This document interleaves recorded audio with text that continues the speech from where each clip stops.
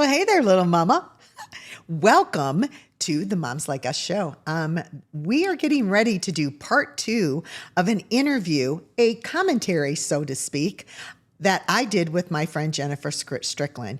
We were talking about the history of feminism and maybe some things that the Google and everybody else aren't telling us, and giving you an insight into what has gone on. Now, in part 1, we talked about the first wave of feminism and we went back pretty far and how that all went.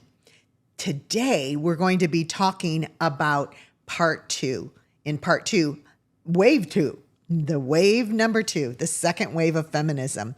And this is the one of the 60s. It was quite interesting what was going on there. And there are a lot of things that you may not have known about that are actually factual. And you know why? Because I wasn't exactly in that second wave, but I was following along behind that. And those were the big girls that I was watching as they were, burning their bras and putting their boots on to walk all over men. And I was following behind them, and I wanted to be like them. And you know what? As I grew up, I kind of did. I kind of became like that. But I learned some truths about God's word and culture and science and history that kind of changed my mind. So I hope that you'll enjoy this. Jennifer and I are good friends, and we have a good time chatting. And you might just need to wrestle with some stuff too. Always remember, Mona the Mom Mentor's here to answer your questions. But let's get to our part 2 so you can find out exactly what happened in that second wave.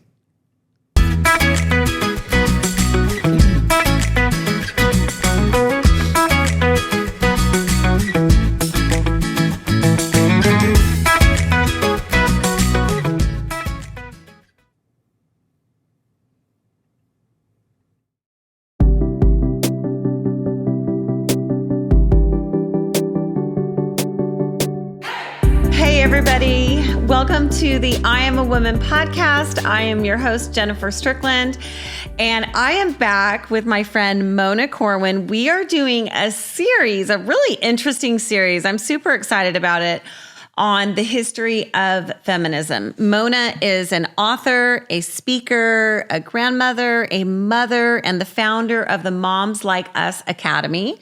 She coaches and trains and mentors moms in the most important season of life, which is motherhood. We agree on that. But we've been talking about feminism and going back so we can go forward. So if you missed the last episode, definitely go back, because we talk about the first wave of feminism and where it all came from. Now we've been talking about the second wave of feminism. What were the sayings of the time, Mona? What were the women saying? Because we were talking about consciousness raising. It's so interesting that women went from being homemakers to being told, at least, that they should be very dissatisfied as homemakers, and that And mothers. Parasites they are. Yes. Parasites. They started being known as women who stayed home and took care of the home and children as parasites. So that was very interesting. What were they saying in the second wave that was raising the consciousness of the women? Well, what they were doing, the consciousness raising, you'll have to go back and listen to it, but we'll be talking about it throughout this time. But consciousness raising is just getting a bunch of women in the room. Don't tell me you haven't ever had this happen. Oh, yeah. Where you get a bunch of women in the room and they start talking about their men. Well, my husband does this and my husband does that. And well, they would do that, but they would do it in a formulated way. So to raise the consciousness of women about actually how bad they had it, and that patriarchy, that mean patriarchy that won't let them do what they want to do, and who's keeping them down. And so if you were a stay-at-home mom or something like that, you really didn't have a brain in your head. And we have quotes on that. You're welcome to go listen to them. But it's quite comical when you start looking at it. But they had some phrases that were real interesting. Some of the sayings were find yourself. Go find yourself, because girl, you are lost in your home. Right. You do not know who you are. Just I need taking to go care and of- find myself. Right. Just taking care of the man, Right. and the children. Right. In the You 50s need to and go 60s. out there and find yourself. Yes. You need to like self-actualization, and that basically. is, I love the self-actualization tone. That one always makes me laugh because it's like, you're not actually self if you don't like go out and get a job. So you can't be yourself. Unless you're out Actualizing yourself. Unless you're actualizing yourself in the workforce as well. Yes, actualizing yourself in the home, that doesn't count. That doesn't count. No, being a wife and a mom in God's way, God's design, no matter what it is. It's not enough. No. It's not enough. No. Okay. It's not enough. So, and even though it's not everything that you are, so let's just make that clear. right, because we have gifts Yeah, I believe that women should use their gifts and talents outside of the home. Well, it's we've got the talents to prove that. Biblically, they are supposed to. So they had good ideas. They had things that we would agree with. Yeah, they had like the problems that they were pointing out were good problems. I was grateful to hear them. I still think lots of those things, like equal pay. Nobody wants their daughter messed with in their workplace. Sure. And I'm not in favor of abortion, but those were their three main things. And so I could get on board with that. And I'm going to tell my story in a little while. I thought, hey, if you want to get an abortion, good for you, but the government shouldn't be telling anybody what they should be doing. It's not the government's choice. So it was we could agree with most things, but to get that many women on board, right? You had to get them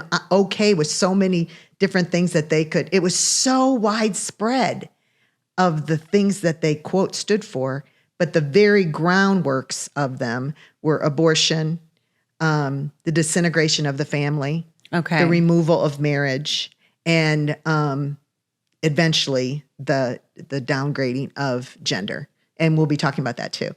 But it was fun. One of the things that I would say that you're trading babies for boardrooms. Okay, that was fun. So basically they knew that they had the ability to be in the boardroom. And so they wanted that, but you had to trade the baby for the boardroom. Yeah, the babies are always the problem, Jennifer. Like through all these waves, like the kids are the problem. Take me to the boardroom. I'm actually not very good in a boardroom, but I'm saying I want to have the baby and I want to be able to, for me, write my book, for example. Right. So, but you had to trade one for the other. Well, you have to understand, a lot of these women were educated. Like June Cleaver. Everybody said, oh, you just want to go back to the 50s. No, I do not want to go back to the 50s.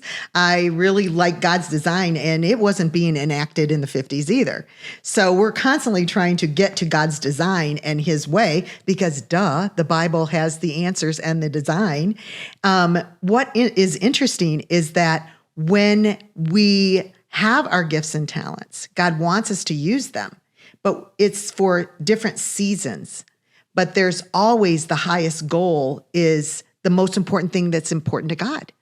What is the most important thing to God? People, and little people at that. Little people. And that's God's thing. So when God decided to send his son to the earth to save the world, he sent him to academia? Nope. Did they send him to the government so he could learn to rule and reign because he was going to be king? Nope. Did they send him to the village, as we've been told? No, the village doesn't raise your children. A family raises children. So no, he didn't send them there either. He sent them, he didn't even send them to the feminist, who obviously thought they knew a whole lot more than us women about what a woman should be doing. He didn't send them there. God didn't send Jesus there. They would have suggested. He sent his only son, Savior of the world, into the arms of a mother. Protected by a father. And he sent his only son into the family because God is all about family. It is his design of family. He uses family vernacular in everything that he does. The Trinity is like a family. Jesus is the Son. He's the Father. Jesus went to prepare a place for us. It is all about family. And this movement is literally not about family. Not about family. Not about family. So they're burning their bras. Yeah, they are. They're singing. The guys were liking this. Why were they burning their bras, Mona? Because what was the deal? It's so funny. What does that even That's what mean? I'm telling you. When I was following along behind him, like my mom's like, put your bra back on. Right, because you started following him. You're I'm like, hey, I burn this is my cool. bra too. Yeah, and I really needed a bra. Oh my God. Right? So, but that was symbolic for I'm freedom free. and liberation. I do not. Okay. I'm liberation. And Okay. it was that they wanted to be like men and men didn't have to wear bras. And so they started dressing like men. They wanted freedom like men. They wanted what they considered rights like men. And this is the hard part, is that the confusion that it brought.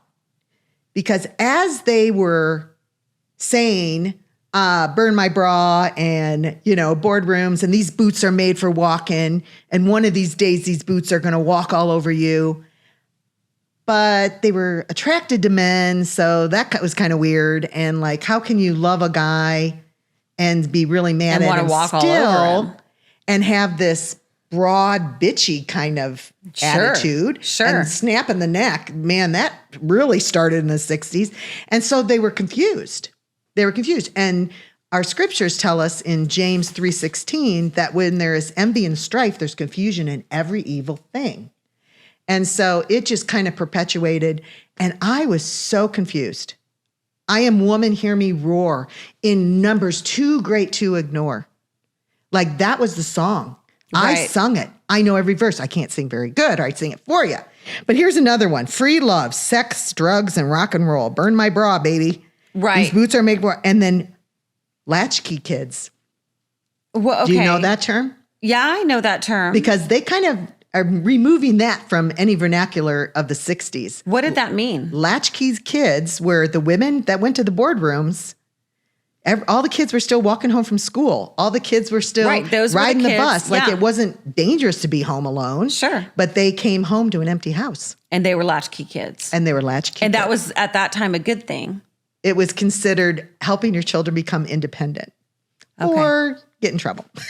Okay. Yeah. Right. Yeah, exactly. Just saying, nobody's watching the kids. So what did they achieve? Were women leaving the home? Oh, in droves. In droves. In droves. Okay. They established now the National Organization of Women. Yeah. They raised consciousness about female genital mutilation, which was happening in Africa and China, right? So they did raise consciousness about that. About good problems. Yeah, and my understanding is that they began to work, but it's really difficult when you're researching the internet. Anything Google loves negative, it. anything negative about feminism has been scrubbed. Oh yeah, but totally. But for the most part, they did. It sounds like they began to work with African women. African women, in a lot of ways, rejected feminism because they're a culture of family. Yeah, they could see the lie, but they really needed the help. But they had this one agreement, was that the female genital mutilation of little girls, in which they would literally cut out the clitoris of little girls that would no longer, baby girls, little ones, that they would no longer have any sexual function because that was dangerous. That was the way of Eve. That was becoming a seductress and all of these things. There were women in Africa and China that did band together with the American women feminists. Later on, it sounds like they went on to, in a lot of ways, reject feminism because Africa's a culture of family, and the feminists did not embrace the family. But it didn't really look like it quite yet. No. In the second wave. And please, what you have to understand is that, again, there are problems that exist. In our world today, we could highlight problems all over the place. But there are institutions that already exist and existed for laws for that, to get political avenues to take care of those problems in other countries. They're doing that now with the gays over in Iran and those places. That's a problem. Try to help them. The feminists aren't helping them with that. No. But the feminists had a kind of way of hooking onto wagons And because they were so good at consciousness raising, it was a good thing because they could get the word out really fast. Right. The point being, when like even now we'll hear women say, well, we want equal pay. We want all of these equal rights in the workplace, as if we do not have that. It is absurd. There are laws that were in place in 1963. The Equal Pay Act went into effect in 1963. They didn't even have their first march. So why is it that they were still screaming about it in the 70s? But they're screaming about it now. They're saying that now the average woman makes 77 cents per dollar of the average man in America, and that it's still a problem. Is that true? No, it's not. And I don't have my paperwork with me right here that lists it out. When they use that criteria, and it's actually 77 cents, but so they get a little bit more, but it's based on hours worked, where women are working less hours. They're working in, I have to have my paper. They're working in careers that pay less because women are choosing careers that are flexible because they want to have children. And the feminists can't have it be that women are doing that because they want to have kids, because like the kids are the problem and you do not want to be home with your kids. Like that is a big no in the feminist movement. Okay. Well, we're going to pick that up later when we talk about... Let me just, for those of you that are watching that want to look this up, Jordan Peterson does a really good talk on equality in pay. And he explains it much better than I can and with the correct numbers. But that is not exactly true. And I'll come up against that every time. Right, because women are working in different careers for less hours with more flexibility so that they can be there for their children. So so the law was in place in the 60s. They have the law in place in 1963, and they were still talking about in the 70s. Now, they also got the Civil Rights Act of 1964. And that says you cannot discriminate against anyone on the basis of race, sex, or religion. Okay, President Kennedy signed that. So in 64, that is already established. Yes. Okay, so then what did they lose steam? Did they? No, they picked up steam because they kept saying that they are the ones that have to make it happen. They kept trying to bring it up when they did. So those were, if you were not getting paid right, you had a law. We don't even know that feminism would have accomplished anything if it hadn't, because the civil rights movement was going to do what it was. So it's kind of up in the air. Some people are like, it would have happened anyways. They would have gotten their equal pay. So they got that in the civil rights movement. Yeah. Okay. So that was already established, but it stayed alive. How? Was it Kate Millett? Was she, because she comes on the scene. Yeah. How did it stay alive? If they already had equal rights. Yeah. They already had the ability to work outside of the home. Everybody was loving it because like the movies and everybody loved it. Right. They had the vote. They had the vacuum cleaners. They got the whole gig. But they're still going to keep rising up. What did Kate Millett do? How did she come into play? All right. Kate Millett was one of the main girls of NOW and the feminist movement. She is considered to be extremely important in it. She's not talked about much, but she was very valuable. There are quotes about her being as influential in tearing down Western civilization and the dismantling of the family as Karl Marx and a couple other people. So she's very important, and learning about her would be to your benefit if you can find a place that isn't going to be like Google that kind of bleaches it clean. But we talked about the conscious raising. Let me just read what they would do. Mallory Millett is Kate's sister, and she was a younger sister following behind just like me. And she would kind of started watching. She thought something was really weird about what her sister was doing.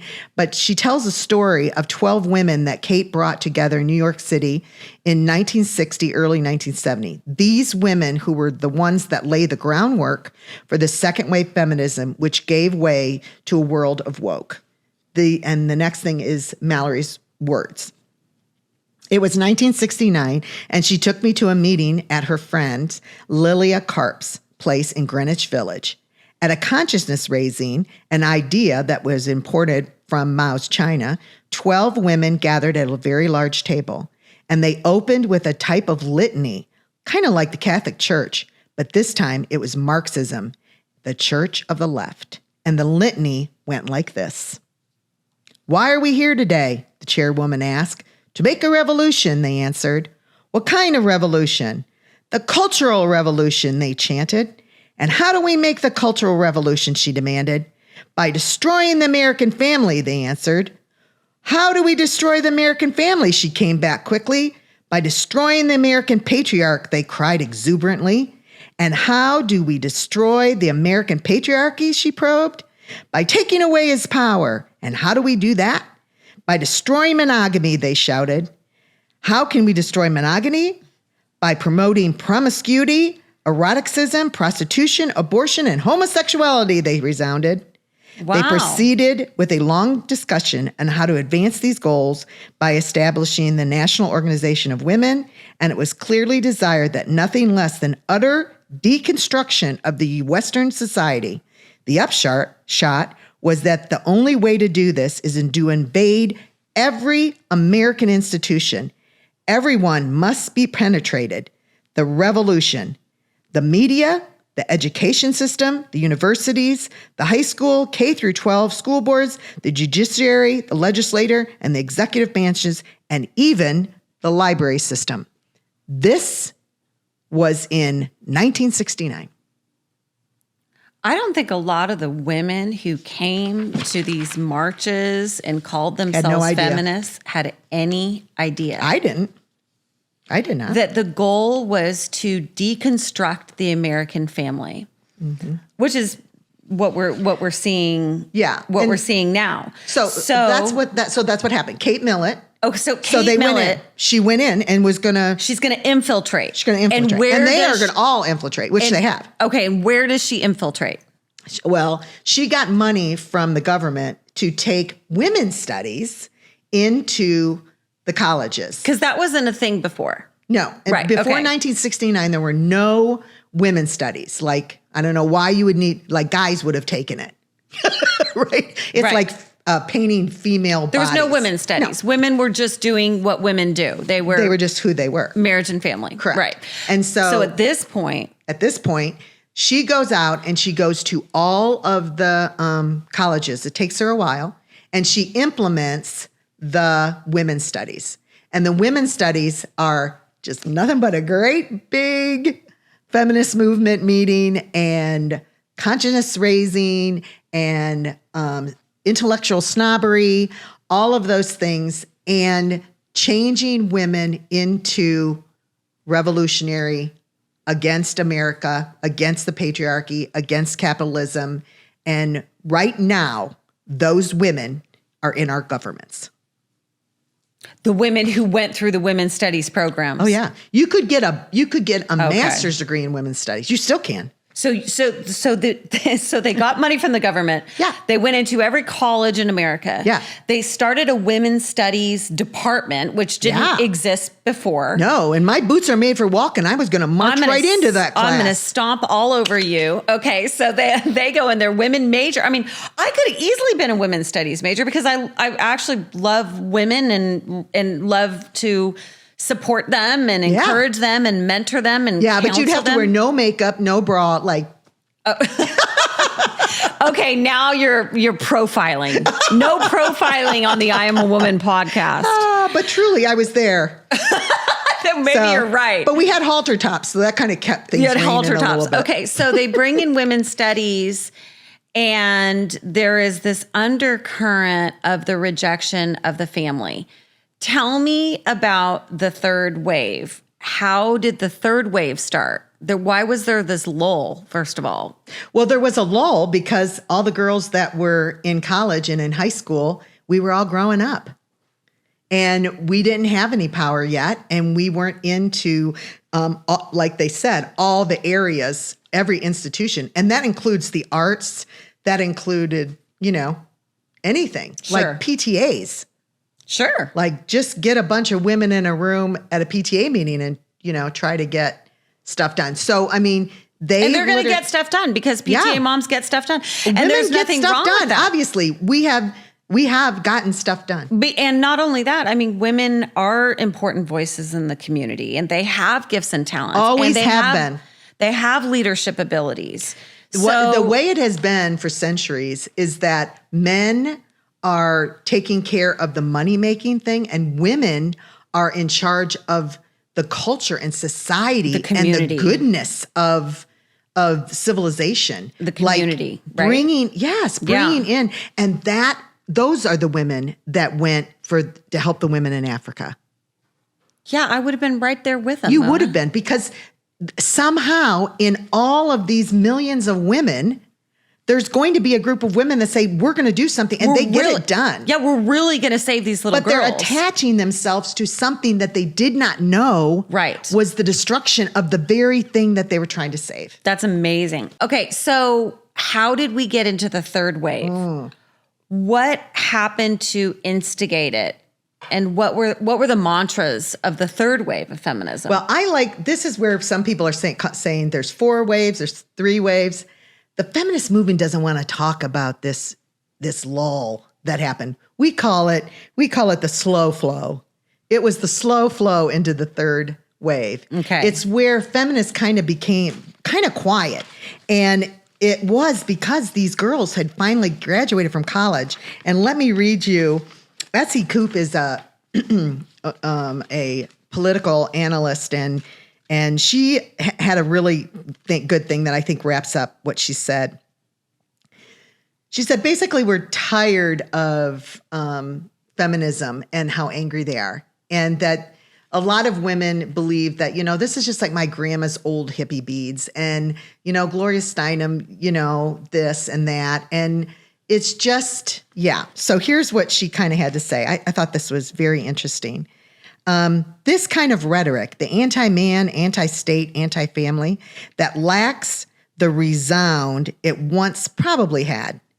Now it just sounds dated and bittered, and especially to women in my generation. We're women who are uncomfortable with being positioned as victims of any kind, because we certainly are not, let alone victims of our gender. That propping women up by pushing men down is an insult to our fathers, our uncles, and our brothers, and our mentors, and all the men who have helped us along the way. So good. And this is what we ended up seeing. So women were like, okay, no. These are the women's in their 20s. And so those women, are now. But it was interesting that there are moves in the third wave I can't wait to talk about. But these women started saying, hey, we got everything we want. Okay. We actually know about the Equal Pay Act of 1963. And by the way, we used it. Like, if you're not getting paid equal than a man, that's on you. There's laws to protect you for that. There are attorneys that will help you with it. It actually gets paid. It's not like women don't get paid anymore or nobody's listening to them. We are being listened to. We have made moves in corporate America and all of that. And this glass ceiling that they talked about, which a lot of these women in the slow move were just like, I don't need a glass ceiling. I'm taking the elevator and I'm just going to my office. And I do not need to break anything. I have an office. I'm good. And I am qualified and I'm as good as the guys. And no, I'm not wearing a suit because I happen to like being a woman and I have a dress and heels. Okay. So they were kind of losing steam. They were losing steam. They had to ruffle something up, and man, did they get it. Okay, so what happened? So what got them all riled up again? Oh, you know what happened. The third wave. Yeah, the third wave. Oh, man, they got really mad because Donald Trump was going to be elected president. Now, the reason that it was the Women's March of 2017. Okay. So it was through that election cycle, they started kind of, lathering up a little bit. Okay, wait a minute. I want to back up just a little bit. Okay. We haven't talked about the pill. Oh, I'd like to talk about that. I want to talk about the pill and the sexual revolution. Okay, I didn't realize. Okay, we're getting all the way to Donald Trump. So that's a whole. And we know how they get riled up. I know all about. How they get riled we're gonna up. have fun talking about. Okay, but what about the sexual revolution? What was all of that? Because all of a sudden, what I see in culture and history, you bring in these women's studies department, you legalize abortion, you have this "I'm going to burn my bra" message. Then you get this whole generation of girls that is on truckloads of antidepressants. They've got eating disorders up the wazoo. They are having sex just like the feminists told them to have sex, like a man. Mm-hmm. Okay, women can't have sex like a man. Okay, we can only... a man can go and basically inseminate 100 women in 100 days. A woman can only carry one child a year. We can't have sex like a man. So the message of the sexual revolution, it seems to me that it produced a generation of girls that were in a ton of pain. Our ministry has mostly helped girls that had sexual abuse, whatever, exposure to pornography. So where did pornography came in, like that's the part that we miss. The pill, you can go and put your body out there as much as you possibly want. And then we get this generation of girls that's sick, Mona. Yeah. And it started back, thank you, Kate Millett and all of Betty Friedan and Simone de Beauvoir, the Second Sex. Betty Friedan wrote the Sex of Politics, and so these women's studies departments get into the universities because it's that we want to be able to have with the pill and with the abortions, women could have sex like men. They could have all the sex they wanted. But they end up so broken. Well, but they didn't think they were going to be broken. And, there were so many cute guys and there was really good music. And, I love my beads and I have long hair. And did you see those headbands they wear? They're really cute. And I've taken off my bra and we have the pill. And the guys are like, oh yeah, you're like a man. Not. Mm-hmm. So women got wounded because personally, when I look at what happened in 2017 with Donald Trump, I look at a generation of women that had been wounded. Yes. And the wounding was taking place when the protection of women became gone, went away. When women said, I don't need a man. I don't need a man. I don't need a man. So then you don't have monogamy. You don't have anyone that will love you and protect you and feed you the way a woman wants to be fed. So a woman's greatest need is security. What does that do for her need for security? She has to do it all herself. Well, but they've told her she can. And then they find out that, maybe I'm kind of lonely. Maybe I, define the relationship. And the men are like, I don't want to make a commitment because this is fun. I'm in college and girls don't wear bras and they'll have sex with everybody. Woohoo. How did I end up here? Right. So basically the pill and the abortion took away the problem, which they talked about the problem with no name at the beginning. But the problem that they have had all along through all the waves of feminism are the kids, the children, getting pregnant, having children. Who's going to take care of the children? And the problem is children. And so really wise if you make it where the women don't have to get pregnant, they don't have to be mothers, they don't have to get married, they don't hold themselves in revere and see themselves as precious. Like, I don't have sex with just anybody. Like, I'm special. Women thought they were special. They didn't degrade themselves to the place where they felt like they were being used by everybody. And that was the antidepressants, women's depression went up. Divorce, oh my goodness. Divorce skyrocketed because men are like, whoa, I want a piece of that. See ya. Absolutely. So divorce is skyrocketing. Depression is on the rise. Latchkey kids, nobody's watching them. Nobody's watching the latchkey kids. And the 16-year-old girl who wants to have boots that walk all over everybody is coming over to visit your son while you're at work. Oh, no. Yeah. She can't come over. Well, maybe. She cannot come to my house. Just saying. That's because you're there. I'm there. That's right. I am so there. Okay. Well, yeah, nobody's watching the kids.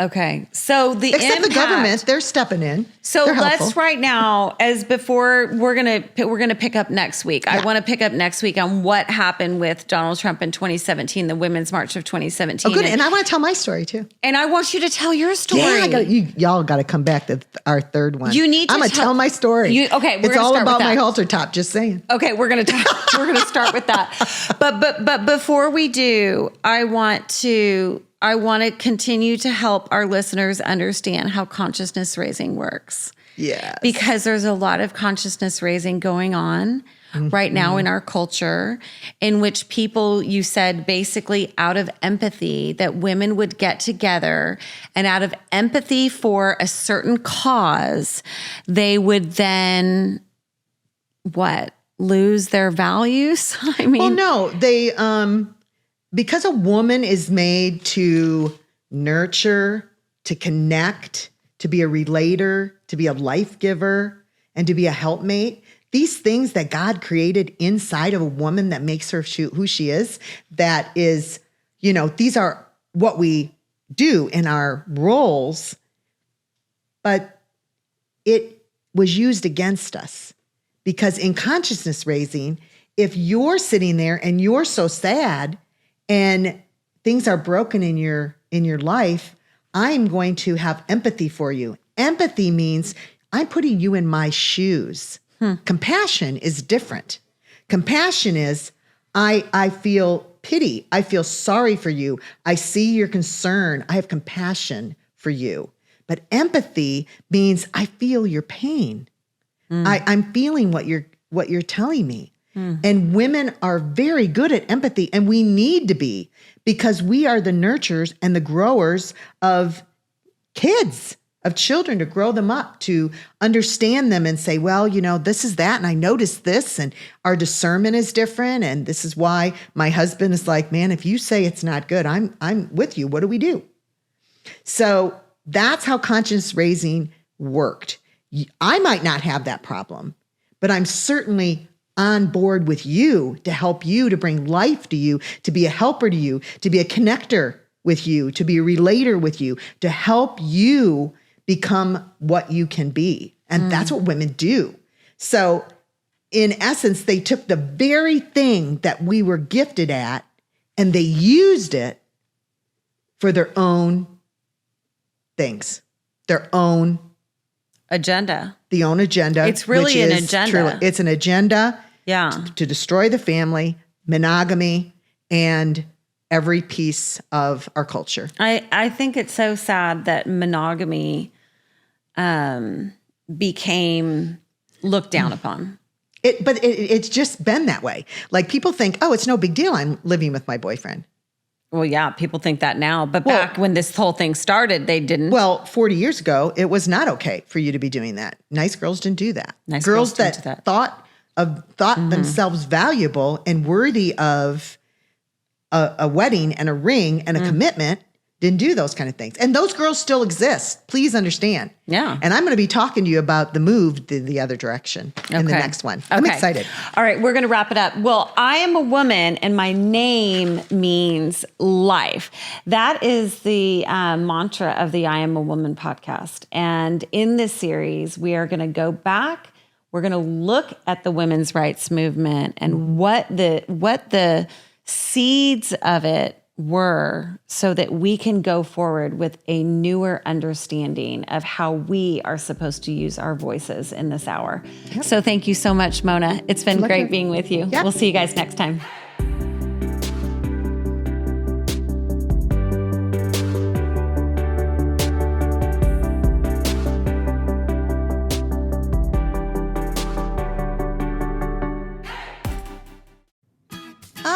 I hope you liked this episode of the Moms Like Us show. And if you did, I hope that you'll share it. You'll share it with another mom friend because, Moms Like Us do things like this. I also hope that you will check out the Moms Like Us Academy, where we take ideas like we've been talking about on the show, but we go deeper. We just don't get inspired and think, ooh, that's a really good idea. I think I want to try that. We actually learn how to do these things and why we need to. And then you know what? You have Mona, the mom mentor, and other master moms that teach the master classes in there. They come alongside and we don't leave you alone. We help you implement and really, truly change your mom life into the mom life you've always wanted to have, because motherhood isn't a natural talent. It's a skill, sweetie, and you can learn it. So go and check out the Moms Like Us Academy today and find me when you get there and say hi. Bye.